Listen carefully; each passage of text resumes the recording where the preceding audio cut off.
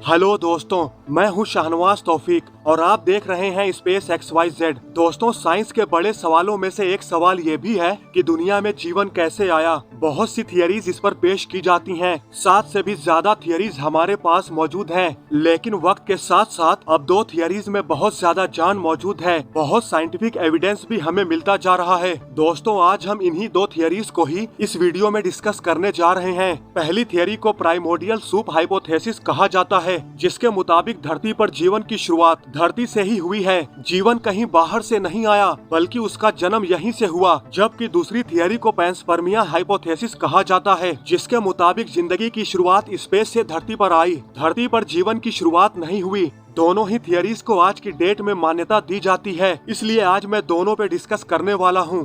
सबसे पहले बात करते हैं पैंसपर्मिया हाइपोथेसिस की। क्या जीवन वाकई में स्पेस से आया है? दोस्तों, इसके लिए हमें चलना पड़ेगा तकरीबन 4.6 बिलियन साल पहले, जब धरती पर हैवी बम्बार्टमेंट हो रही थी, यानी कि बमबारी हो रही थी। आपको आज जितने भी एस्टेरॉइड्स जमीन पर गिरे हुए नजर आते हैं, जिनके निशान आपको मिलते हैं, ये ज्यादातर 4.1 बिलियन साल पहले गिरे थे। और उसकी वजह ये है कि उस वक्त सोलर सिस्टम में एक तूफान आया हुआ था। 2 गैस जायंट आपस में युद्ध कर रहे थे, जिनका नाम है सैटर्न और जुपिटर। इनके लड़ने की वजह से ये इतने करीब हो चुके थे कि इनके ग्रेविटेशनल एक्टिविटी की वजह से उनके आसपास जितनी भी चट्टाने थीं, यानी एस्टेरॉइड्स थे, उनमें से ज्यादातर चट्टाने सौर मंडल के इनर रीजन में मौजूद सभी प्लैनेट से आकर टकराई थीं, जिससे इन ग्रहों के ऊपर एस्टेरॉइड की बारिश होने लगी। और ये सारे के सारे जो चट्टाने थीं, इनमें मिनरल्स मौजूद थे। दोस्तों, हम जब बात करते हैं मिनरल्स की, तो हमें पता चलता है कि इस इवेंट में, जिसे हैवी बम्बार्टमेंट कहा जाता है, इसकी वजह से कई सारे मिनरल्स हमारी धरती पर गिरे थे और उसकी वजह से धरती पर शायद जीवन भी आया हो।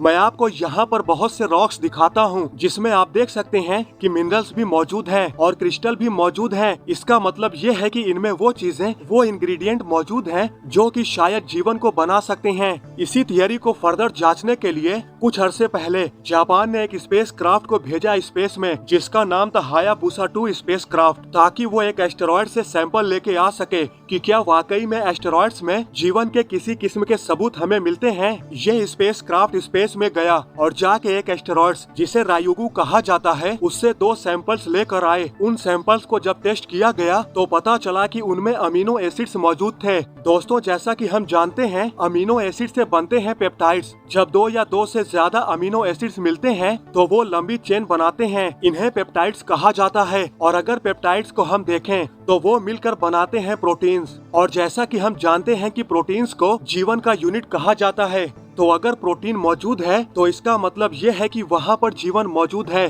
पैंसपर्मिया थियरी के मुताबिक एस्टेरॉइड्स बाहर से आए और आकर धरती से टकराए। लेकिन दोस्तों, अगर उनके पास किसी भी लाइफ के कंपोनेंट हैं, तो क्या वो इस टक्कर से जिंदा बचे होंगे? ये सोचने की बात है। और इसी सोच के तहत एक नासा की साइंटिस्ट, जिनका नाम है जेनिफर ब्लैंक, उन्होंने बहुत से एक्सपेरिमेंट किए। उन्होंने एक हाई टेम्परेचर, एक हाई प्रेशर गन बनाई। उस गन के जरिए उन्होंने एक सैंपल पर बुलेट फायर की, जिनके अंदर अमीनो एसिड्स मौजूद थे। इस बुलेट की जो रफ्तार थी वो 5000 किलोमीटर प्रति घंटे थी। इसे अमीनो एसिड के एक सैंपल पर हिट कराया गया। उसके बाद जब अमीनो एसिड को देखा गया तो पता चला कि उस इम्पैक्ट से जितनी जोर से बुलेट आके लगी, अमीनो एसिड की चेन्स आपस में मिली और उन्होंने पेप्टाइड्स बना दिए। उन्हें ऐसे पेप्टाइड्स भी मिले जो कोई 2 अमीनो एसिड से मिलकर बने थे और कुछ ऐसे भी मिले थे जो 50 अमीनो एसिड से मिलकर बने थे। कहने का मकसद ये है कि वो चाह रही थी इस चीज को परखना कि अगर बाहर से अमीनो एसिड से भरा हुआ एक एस्टेरॉइड्स धरती पर हाई टेम्परेचर, हाई प्रेशर से कोलिजन करता है, तो क्या वहाँ पर अमीनो एसिड्स बचे होंगे या पेप्टाइड्स बन सकते हैं। और उनके इस एक्सपेरिमेंट से पता चला कि पेप्टाइड्स बन सकते हैं, यानी हम जीवन के एक स्टेप के करीब हो सकते हैं।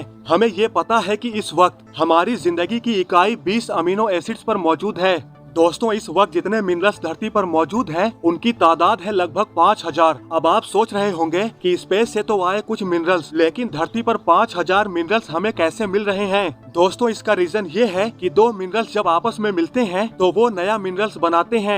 ये तो हमें पता है, इसमें कोई नई चीज है नहीं, लेकिन उन दोनों मिनरल्स को आपस में मिलाने वाली चीज क्या थी? तो दोस्तों फॉर योर काइंड इन्फॉर्मेशन, वो पानी था जिसने उन दोनों मिनरल्स को आपस में मिलाया। पानी पहले से ही धरती पर आ चुका था। पानी धरती पर 4.1 बिलियन साल पहले आ चुका था। इसलिए जब थोड़े बहुत मिनरल्स धरती पर आए और उनके कॉम्बिनेशन मिले, जिससे आज हमें धरती पर करीब 5000 मिनरल्स देखने को मिलते हैं। लेकिन दोस्तों पैंसपर्मिया थियरी की आलोचना करते हुए एक साइंटिस्ट जिनका नाम डॉक्टर मिलर स्टैनली है, उन्होंने इसे पूरे तरीके से रद्दी के टोकरी में फेंक दिया। उनका ये मानना था कि धरती पर जीवन धरती पर ही जनरेट हुआ है, और उसको साबित करने के लिए उन्होंने धरती का एक मॉडल बनाया, जो कि मैं आपको यहाँ पर दिखा रहा हूँ। इसमें आपको दो बड़े फ्लास्क दिख रहे होंगे। इसमें जो छोटा फ्लास्क है वो धरती के समंदरों को सिंबलाइज करता है, जबकि बड़ा फ्लास्क धरती के एटमॉस्फेयर को, हवा को, गैस को, इनको सिंबलाइज करता है। उन्होंने इसके अंदर, बड़े फ्लास्क के अंदर, वो ही गैस छोड़ी जो कि उस वक्त धरती पर मौजूद थी। हालांकि उस समय धरती पर ऑक्सीजन मौजूद नहीं थी। उस समय carbon dioxide, nitrogen, methane etcetera etcetera यही सब गैसें पाई जाती थी। इन्हीं सभी गैसेस को बड़े फ्लास्क के अंदर छोड़ी गयी, जिसकी वजह से बड़े फ्लास्क से वाटर वेपर कंडेंस होके छोटे फ्लास्क में जाते थे।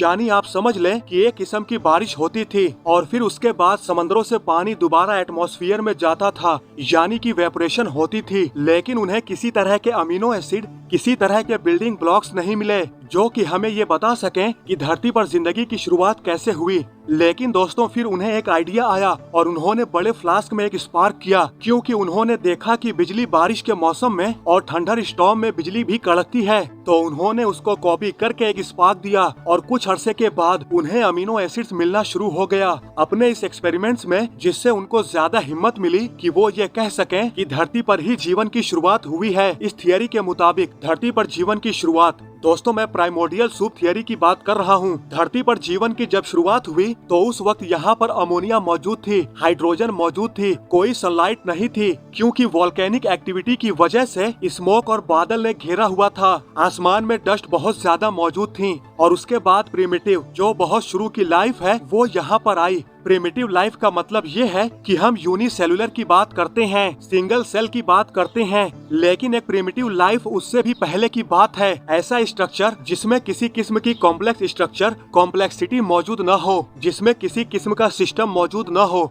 तो जब हम यूनिसेलुलर की बात करते हैं तो उसमें बैक्टीरिया भी आ जाता है, उसमें आर्किया भी आ जाता है, उसमें एल्गी भी आ जाती हैं, अमीबा भी आ जाता है। लेकिन जिस लाइफ फॉर्म की इस वक्त हम बात कर रहे हैं, जो इस वक्त जनरेट होने वाली है, वो इनकी पेरेंट लाइफ है। यानी उसके बाद उस लाइफ की अगली कॉम्प्लेक्स फॉर्म में आपको बैक्टीरिया नजर आएगा, आपको फोटोसिंथेटिक बैक्टीरिया नजर आएगा, जैसे सायानो बैक्टीरिया जिसे एल्गी कहते हैं, आपको आर्किया नजर आएगा, आपको अमीबा नजर आएगा। दोस्तों इस प्रिमिटिव लाइफ के बनने की शुरुआत के लिए मैं आपको लेकर चलता हूं धरती के अंदर, क्योंकि धरती के अंदर यूरेनियम और मौजूद है। एक न्यूक्लियर रिएक्टर मौजूद है जिसमें एक तरफ से पानी आ रहा है और दूसरी तरफ से पानी निकल रहा है। तो ये एक न्यूक्लियर रिएक्टर है जो एक मर्तबा पानी से भर जाता है, फिर पानी निकल जाता है, तो ये कम हो जाता है, फिर पानी से भर जाता है, फिर निकल जाता है। यहाँ पर जो गैस आपके पास मौजूद है वो हाइड्रोजन है, मीथेन है, अमोनिया है, और इनमें कार्बन कंपोनेंट हमारे पास मौजूद है। इन गैसेस की मदद से, इस पानी की मदद से और मिनरल्स की मौजूदगी में न्यूक्लियर रिएक्टर, जो कि एक केव के अंदर है जिसे गाइजर कहा जाता है, उसमें जीवन का पहला प्रिमिटिव सेल बना। यहाँ पर आपको सबसे पहले अमीनो एसिड बनते हुए मिलेंगे। आपको यहाँ पर फॉस्फोरिक एसिड और न्यूक्लियोबेसिस नजर आएंगे। क्योंकि पानी का टेम्परेचर 100 डिग्री से कम था, इसलिए हमें ये भी पता है कि पानी इतना गर्म नहीं था कि वो जीवन को पैदा न कर सके। और पानी की सर्कुलेशन की वजह से जहाँ पर मिनरल्स पैदा हो रहे थे, वहाँ पर हम ये समझते हैं कि जीवन की भी ऐसी ही शुरुआत हुई है। मैं आपको पहले प्रिमिटिव प्रोटोसेलुलर ऑर्गेनिज्म की तरफ लेके चलता हूँ, जिसमें 3 चीजें हमें सबसे पहले नजर आई। पहली चीज जो पैदा हुई प्राइमोर्डियल सूप थियरी के मुताबिक, वो था प्रोटो आरएनए। एक प्रोग्राम पैदा हुआ, एक कोडिंग सीक्वेंस पैदा हुआ, जो कि लाइफ के मॉलिक्यूल्स की इनकोडिंग करता है, जो कि ये बताता है कि मॉलिक्यूल किस किस्म का हो गया,